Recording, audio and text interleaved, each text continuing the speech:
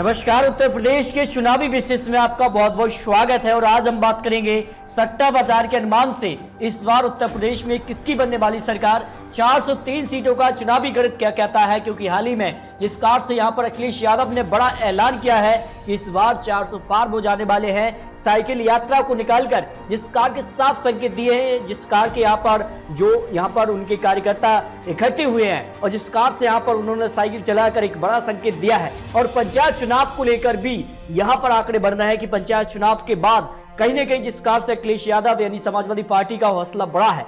इसके अलावा उत्तर प्रदेश में बीजेपी भी सक्रिय है और बीजेपी जेपी नड्डा हो या फिर अमित शाह हो या फिर प्रधानमंत्री मोदी और योगी आदित्यनाथ हो, चार बड़े दिग्गज नेता उत्तर प्रदेश चुनावी यहाँ पर रणनीति अब तैयार कर रहे हैं। और इसके लिए यहाँ पर गरीबों के लिए यहाँ पर अन्य योजना का उद्घाटन भी बीजेपी ने कर दिया है। तो मायावती जी का प्लान क्या है? मायावती जी यहाँ पर बात कर रहे हैं कि इस बार वो यहाँ पर ब्राह्मण सम्मेलन आयोजित कर रहे हैं, उसके बाद क्या कुछ होने वाला है। लेकिन साइकिल यात्रा के बाद काफी कुछ बदलते नजर आ रहे हैं। ये काफी बड़े आंकड़े उत्तर प्रदेश विधानसभा चुनाव को लेकर निकल के सामने आ रहे हैं, क्योंकि काफी कुछ अब हलचल दिखाई देने लगी है। उत्तर प्रदेश चुनाव में ज्यादा वक्त बचा नहीं है और 2022 चुनाव के लिए अब अखिलेश यादव ने दावा किया है कि इस बार वो छोटे दलों को साथ लेकर चलेंगे और छोटे दल उनके साथ आते हैं तो इस बार 400 पार जाने वाले हैं। इस बार क्या कुछ होने वाला है? अजुद्दीन ओवैसी भी चुनावी मैदान में है।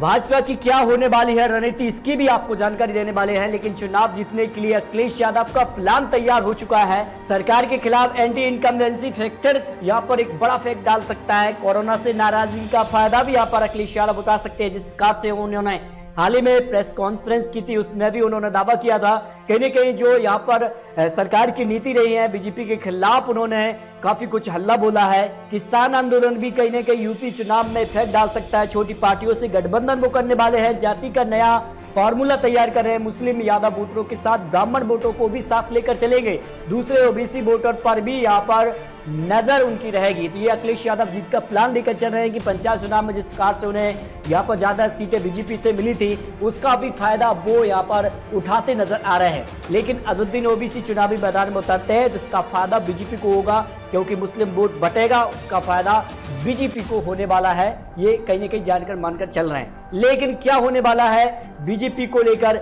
और 430 सीटों का चुनावी ओपिनियन पोल क्या कहता है? आखिर किस प्रकार के आंकड़े बनने वाले उत्तर प्रदेश चुनाव के लिए? ओबीसी की अगर बात करें तो 40% ओबीसी वर्ग आता है, तो इसके लिए आरक्षण को लेकर भी बीजेपी ने नया दाव चल दिया है।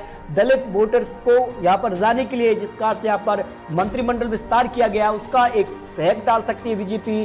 कास्ट पर भी यहाँ पर बीजेपी की नजर होगी। तो फॉरवर्ड जो कास्ट है उस 23% है, उस पर जो है मायावती जी और यहाँ पर अखिलेश यादव हो, यहाँ पर बीजेपी सभी की नजर बनी है। लेकिन मुस्लिम वोटर पर यहाँ पर जो नजर बनी है वो अखिलेश यादव, मायावती जी, इसके अलावा कांग्रेस पार्टी भी यहाँ पर दाव चल रही है। लेकिन अजुद्दीन ओवैसी चुनावी मैदान में उतरते हैं तो यहाँ पर बदलाव हो सकता है। लेकिन 403 सीटों का चुनावी गणित क्या कहता है? सट्टा बाजार के अनुमान से इस बार उत्तर प्रदेश में किसकी बनने वाली सरकार, इसको लेकर आपको आंकड़े दिखाने वाले हैं। क्योंकि 2017 में तो बीजेपी ने एक तरफा उत्तर प्रदेश में अपनी सरकार बना ली थी। कहीं न कहीं कुछ पार्टियां दूर दूर नजर नहीं थी, जिसमें यहाँ पर बात करें तो समाजवादी पार्टी को सिर्फ यहाँ पर बात करें तो केवल यहाँ पर 47 सीटों पर जीत मिली, जबकि बहुजन समाजवादी पार्टी को 19 सीटों पर, कांग्रेस को यहाँ पर 7 सीटों पर ही जीत मिली।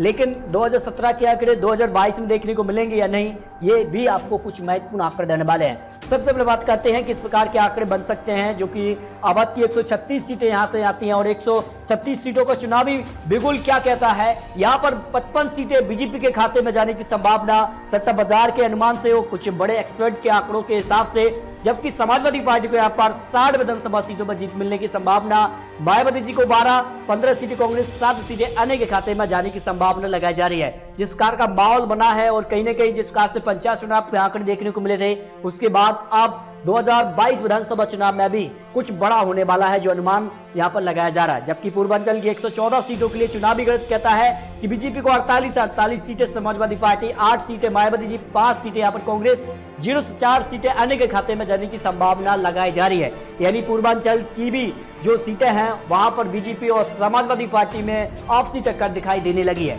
लेकिन समाजवादी पार्टी ये चल रही है और यहाँ पर दावा कर रही है कि इस बार वो 400 पार जाएंगे। इसके साथ वो छोटे दलों दलों के साथ गठबंधन करने वाले हैं। अगर मायावती जी के साथ गठबंधन हो जाता है तो फिर अखिलेश यादव काफी मजबूती में यहाँ पर पहुंच सकते हैं, जो अनुमान लगाया जा रहा है। जबकि यहाँ पर रोहिलखंड के 52 सीटों में से जो आंकड़े हैं, इसमें बीजेपी को 20 और 20 सीटें, समाजवादी पार्टी 10 सीटें, मायावती जी 5, कांग्रेस 2 अन्य के खाते में जाने की संभावना है। यानी कहा जाए तो उत्तर प्रदेश चुनाव में गठबंधन काफी महत्वपूर्ण हो जाता है और अखिलेश यादव गठबंधन किन पार्टियों से करेंगे ये भी काफी महत्वपूर्ण है। कितनी सीटों पर वो चुनावी मैदान में उतरती है काफी महत्वपूर्ण हो जाता है। ये यहाँ पर जो जानकारी निकल कर आ रही है। इसके अलावा हरित प्रदेश 76 सीटें, जो कि किसानों का भी एक बड़ा क्षेत्र माना जाता है और किसान जिस कार से यहाँ पर 3 कृषि कानून बिल को लेकर नाराजगी अब तक जता रहे हैं और उत्तर प्रदेश के लिए हरित प्रदेश काफी महत्वपूर्ण है। 76 सीटों पर बीजेपी को जमकर झटका लग सकता है। 27 सीटों पर बीजेपी, जबकि 35 सीटों पर अखिलेश यादव, मायावती जी के खाते में 7 सीटें, जबकि कांग्रेस को 5, 0 से 2 सीटें अन्य के खाते में भी जाने की संभावना लगाई जा रही है। यानी उत्तर प्रदेश में कहीं ना कहीं अखिलेश यादव एक बड़ा यहाँ पर चैलेंज दे रहे हैं बीजेपी को और उत्तर प्रदेश में कहीं ना कहीं अखिलेश यादव एक बड़ी पार्टी बनती नजर आ रहे हैं। जबकि बुंदेलखंड की 25 सीटों में से 10 सीटें बीजेपी को, 6 सीटें अखिलेश यादव को, 5 सीटें मायावती जी, 2 सीटें कांग्रेस के पक्ष में जाने की संभावना लगाई जा रही है। उत्तर प्रदेश की 403 सीटों की अगर बात करें तो करीब यहां पर बीजेपी को सट्टा बाजार के सर्वे के हिसाब से 150 से 160 सीटें मिलने की अनुमान लगाया जा रहा है। यानी कुछ सीटें प्लस या माइनस हो सकती है, जो आंकड़े अब निकलकर सामने आ रहे हैं। लेकिन आने वाले वक्त में क्या बीजेपी जो नाराजगी है उसको दूर कर पाएगी, क्योंकि जिस कार से अन्य गरीब योजना का बीजेपी ने शुभारंभ किया है, इसके अलावा पंचायतों में जिस कार की वैकेंसी का यहाँ पर नई वैकेंसी निकाली है, इसके अलावा आने वाले वक्त में क्योंकि 5 से 7 महीने का वक्त बचा हुआ है, उस दौरान बीजेपी क्या जो नाराजगी उसको दूर करने वाली है, ये काफी महत्वपूर्ण है। अखिलेश यादव फिलहाल 157 से 169 सीटों पर दिखाई दे रहे हैं, लेकिन आने वाले समय में क्या होगा ये तो आने वाला वक्त ही बताएगा। क्या पंचायत चुनाव के वक्त जो आंकड़े बने थे वो 2022 चुनाव में बनने वाले हैं। इसके अलावा यहाँ पर मायावती जी को 35 से 42 सीटें, 20 से 28 सीटें कांग्रेस के पक्ष में भी, 2 से 12 सीटें अन्य के खाते में जाने की संभावना लगाई जा रही है। यानी उत्तर प्रदेश विधानसभा चुनाव आज तो कांग्रेस काफी पीछे नजर आ रही है, जबकि मायावती जी भी पीछे नजर आ रही है, लेकिन अखिलेश यादव यहाँ पर बीजेपी को टक्कर देते नजर आ रहे हैं। फिलहाल ये आंकड़े उत्तर प्रदेश विधानसभा चुनाव को लेकर आ रहे हैं।